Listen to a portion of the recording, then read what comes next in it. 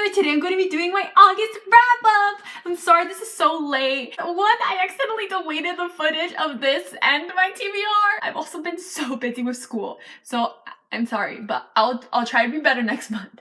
Anyways, I had an amazing reading month. I managed to read 8 books, and this is also the month that I discovered audiobooks. Okay, I did not discover audiobooks. Obviously, I've heard some of them before, but this is the first month where I really extensively listened to audiobooks. I listened to 4 of them, and I am obsessed with audiobooks. They're so amazing, and I've been getting through so many books through audiobooks, and oh my god, where have they been all my life? They're just so amazing. Anyways, I read a lot of books, so let's get started. The first 2 audiobooks I listened to were Blue Lily Blue, and Raven King. So you must be asking, wait, if you listen to the audiobook, why do you have the books?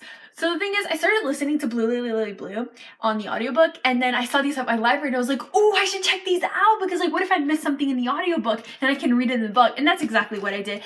Most of the time I listen to the audiobook, but there are some times where I did read the book and I read the entire ending of The Raven King. But anyways, I really struggled with the first 2 books in the series so bad. I really loved everything about it, but the pacing really ruined it for me. And I heard the audiobooks were so good, so I decided to test them out, and they're amazing. They really helped me get through the series. One, it really helped get me through like really fast through the really slow parts, and also the narrator's amazing. And there's some parts that would not be funny in the book, but in the audiobook they're hilarious. Like in Blue Lily Blue especially, there's a lot of songs in here, and the narrator will sing them horribly, and it's hilarious. I was laughing so hard. I'm just so happy I finally love these books. I just struggled with them so bad, and everybody was loving them, and I finally love them, and I'm so happy. I gave both of these 4.5 stars. Next, I read Miss Peregrine's Home of Peculiar Children by Ransom Riggs.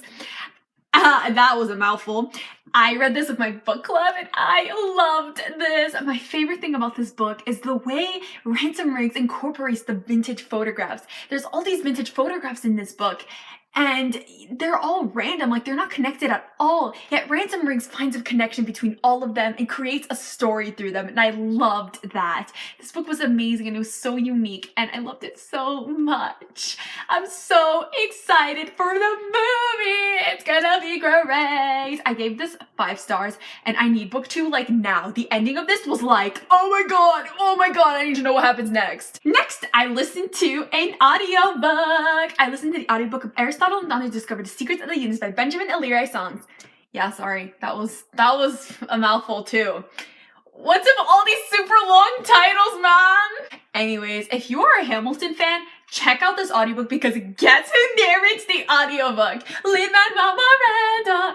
Yup, exactly. He is an amazing narrator. Seriously, one of the best narrators I have ever heard. Okay, yes, I know I am biased because Hamilton is life, but he's amazing. Some narrators, when they're reading the book, it really seems like they're reading the book, but when Lin reads the book, it doesn't seem like he's reading the book. It seems like it's Aristotle reading the book, because the book is told through Aristotle's point of view, and it doesn't seem like it's Lin. It seems like it's Aristotle. Like, he plays the character. Like, he's not just reading it. He's actually like acting out as if he was Aristotle. It's amazing. And of course, Lin is amazing.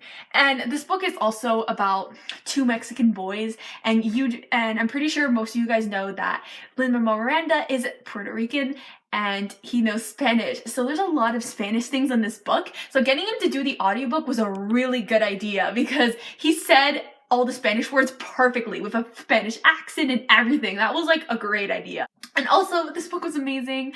Not only was the audiobook incredible, but the book was one of my favorites ever. There's a reason it has like so many awards. It deserves them. I loved it.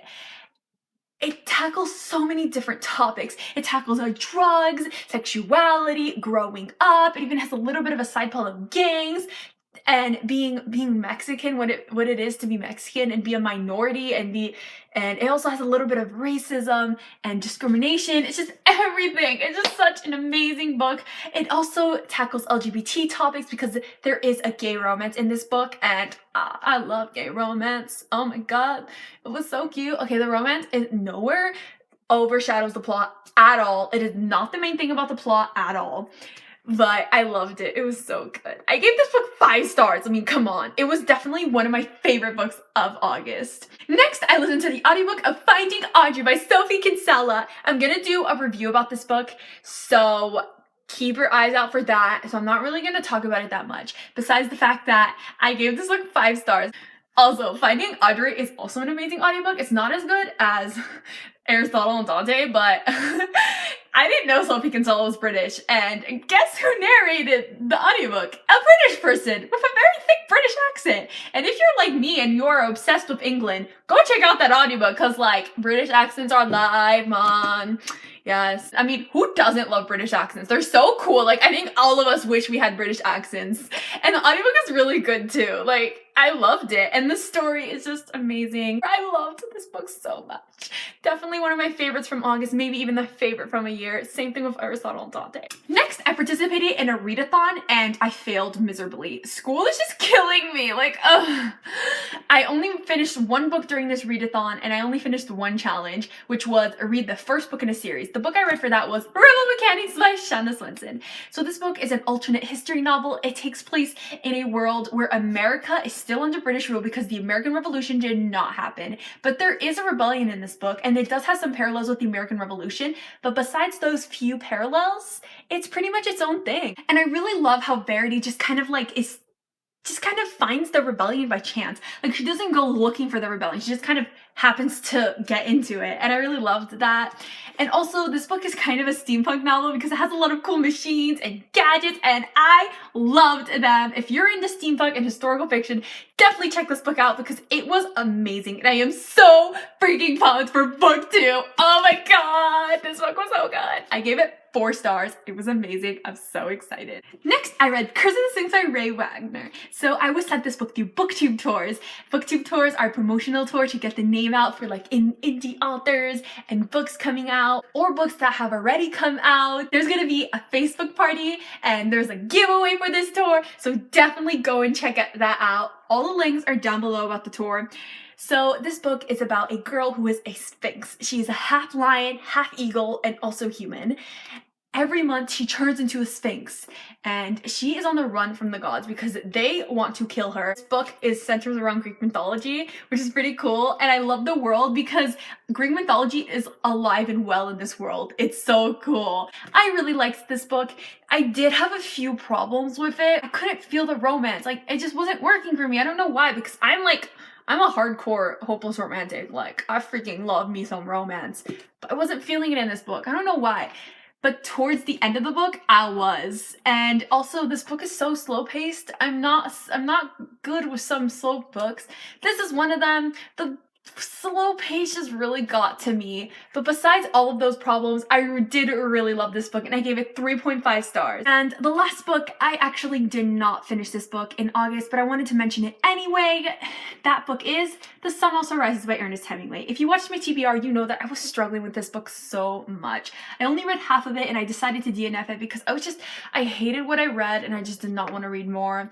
And that's it. If you want to know more of my in-depth thoughts, I'll leave my mini review down below that I did. But besides that, I just don't really want to talk about this book. I gave it 1 star. It was horrible. I hated it. That's all for this video. I can't believe I had to refilm it, but on the bright side, I think I got through all the books quicker. Yay! So comment down below what your favorite book in August was. My Bookstagram and my Goodreads is down below, as well as all the links for the tour.